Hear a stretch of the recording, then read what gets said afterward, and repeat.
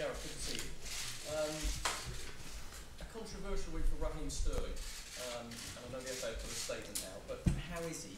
How has he coped with the attention that he's had over the tattoo this week? Well, Raheem's a very strong character, so he's focused on his football. I've had, good, deep conversation with him just to see exactly how he was with everything. But he knows he's got our support. He understands how some people have perceived the tattoo, but in my view, a tattoo is like any work of art. It's a very individual meaning. The intent is all with the individual and with the person, and what has been clear from his own statement and his own experience is that he's not somebody that supports or wants to promote guns in the way that was perceived at first. So something that he's had to get on with this week, but as I say, he's a very strong individual and he's looking forward to the game. It's a timely reminder of perhaps what stuff like he had when he was a youngster. To get from there to where he is now, what does that say about him in your eyes? Well, I think the personal story of a lot of our players is quite remarkable, and people often highlight the issues, the faults of all of the squad, but for so many of them it's incredible that they've got to the point they have, and they are a great example to young kids of what you can achieve with your life if you are dedicated, if you are focused. Of course they have talent, but there's so much more that is needed to become a professional and to become a top professional. So Raheem in particular embodies that, because nothing is given to you in life, and you have to fight all the way. Change of tack, Phil Jones isn't with you. What news from him and his partner? None at present, but obviously we're looking forward to some good news in the next couple of days, and important for him to be there. I think family is, we talk about the importance of football, but family has to come first. Sometimes we don't realise that until you have difficulties as a family, but this all being well will be a lovely story, and it'd be great that he's there. It's been inconvenient for your planning all these babies though, isn't it? Because Fabian Delft, do you think, sort of around the Belgian game as well, his wife, is that right? I'm glad you put his wife, yeah. Well, it's not an inconvenience, it's part of life, and it's a brilliant part of our group's experience over the next months, A couple of boys have got engaged, we've got a couple of guys who are going to be fathers either for the first time or again, so that's all great things for us to celebrate as a group, and they're the shared stories that make us closer. Can we take it because Jesse Lingard's sitting next to you that he's going to start tomorrow? No, he just wanted to come. He loves talking to the media so much. He thought he'd come and enjoy the experience. Yeah, no, he's playing tomorrow. Do you see it as him or Dele Alli in the team, or can they play together in your eyes? No, I don't see it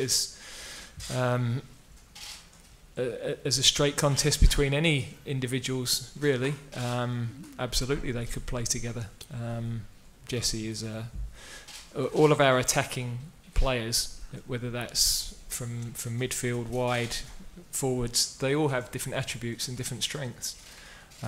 Jesse is a fantastic player at recognising space, working away from the ball, great link between midfield and attack, gets between the lines brilliantly, intelligent. We have worked with him for a long time, we've had belief in him, done bloody well for him really, but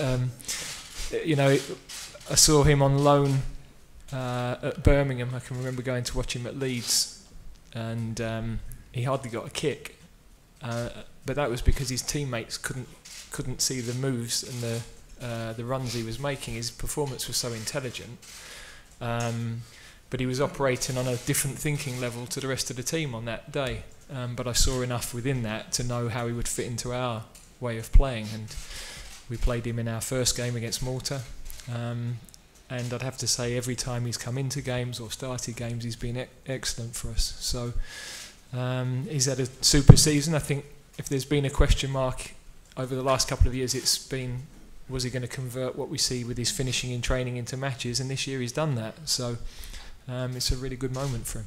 Final one from me, if that's okay. Steven Gerrard and Frank Lampard both taken jobs, fledgling managers, part of that golden generation. You've done it, you've been there, you've done it. You've played with both of them as well for England. What advice would you give them at this stage in their careers? Not so much advice. They both know if they ever want to speak about anything, then I'm more than happy. They're two really good characters, and in particular, it's great to see two lads that I think have a lot to offer the game stay in the game. There's an easier route to go, but they haven't taken that, and that takes some. That's brave. Both of them could, I'm sure, have a far more comfortable life, but maybe not as fulfilling. And I think they're going to have a different type of challenge. They're going to be developing different skills, different experiences. But it's great that they've an opportunity to put back into our game. We want more English coaches. We want, when in the future the England manager's job is available, we want lots of high quality candidates, whether they've played or not played. But there are obvious advantages for guys that have played in terms of the experiences they can pass on once they've mastered all the other bits. So I'm really pleased to see it and wish them both well. Steve Scott. Gareth, do you think the fallout from Raheem's tattoo has the potential to be a damaging distraction so close to the tournament if it's not managed correctly? Well, I think we always have to manage every situation as well as we possibly can, but things only become a distraction if we allow them to, and anything that's outside of the camp we can't control. We have to focus on what we do day to day, making sure we prepare as well as we can for the games, and the rest has to be noise outside that doesn't distract us from what we're here to do. Do you think there's an agenda against your squad, Raheem in particular, from the outside? Impossible for me to say because I don't know. I don't know how other people think and work. What we've seen this week are, the catalogue of stories that have been written, which I suppose when you're a high-profile young man or woman and you're in the public eye, you're going to be a lot of intrusion at times into your life. That's the world we're in. But I can only repeat what I said earlier. He's very focused on playing with us, working with us. He's a super talent. He's a really tough, mentally tough boy, and I really enjoy working with him. He's got a lovely sense of humour, and I think over the last few months we've talked in more recent England camps about how he's gaining confidence to come and speak in this sort of environment, and I think he's done that really well. I think people have seen the real person and a bit more of the character that's behind the player, and it's important that he's been able to get his message and personality across. And I think for all of the lads, that's, people judge them on very small experiences of them, and nobody really, other than your family and your close friends and your teammates, know you that well. You've experienced that scrutiny before. You've talked about it before, the dental chair incident before '96. Have you been able to pass on your experience of that to this group? Well, I try to balance giving them my experiences with not boring them with my life and what's led me to sit in this chair. So they're young men who, of course, we are all. If we're going to challenge ourselves and get better, we will all make mistakes as we go through our lives. We will all do things we regret. None of us are perfect. None of us get every decision we take right. So then it's how you react and respond to those difficult times that shapes where you end up in your life. And We talk a lot as a group about focusing on what we can control, particularly in this coming period, because we understand there'll be huge spotlight on us. We know that there's a lot of scrutiny, but we'd rather be involved in this and playing in a tournament with the pride of representing our country than to be sat on the beach doing something else at this time of year. Gareth, you mentioned you'd had some deep conversations with Raheem. You felt that was necessary over this particular issue? No, I talked to all of the players at length, because I think it's important as a coach that you get to know them and what makes them tick and what they're about as much as possible. And of course, as an international manager, you don't get as much time with the players as the club managers to have that personal contact. But it's really important to me to understand their motivations, their thoughts, their feelings on things, and to feed back to them on how we see them as players and as people. So that was nothing out of the ordinary. But of course, when you've got a player who's been the centre of attention as has happened this week, then it's even more important to check how they are. Was he upset about the incident? He's, as I said, very focused. He completely understood why there might have been a perceived line on it, but he knows what he meant and what it means to him, and so he's comfortable that he's done nothing wrong, and so I think that gives you the freedom to feel that you can carry on and get on with things. Do you have a code of conduct around this sort of stuff? I don't like codes of conduct because I don't know how you control every individual incident, and I think if you have a code of conduct, you're then under pressure to react to things that maybe you don't need to react to. So we have guidelines for the lads. We have respect for each other. It's the most important thing as a group. And of course, if we felt things needed addressing, we do it, and I have done it in the past. So, but I think the way that we operate here is a professional one. We treat the lads as mature adults, and I think they prefer that. I think they respond to that, and they know the line. And but at the same time, we want an environment where it's relaxed enough that we're going to a tournament. There's not millions of rules. We're here to enjoy ourselves. We're here to represent the country in the best way possible, and to play football and enjoy that. Would this tattoo have fallen under those guidelines, and would it be the sort of thing that you might want to discuss with Raheem before you had it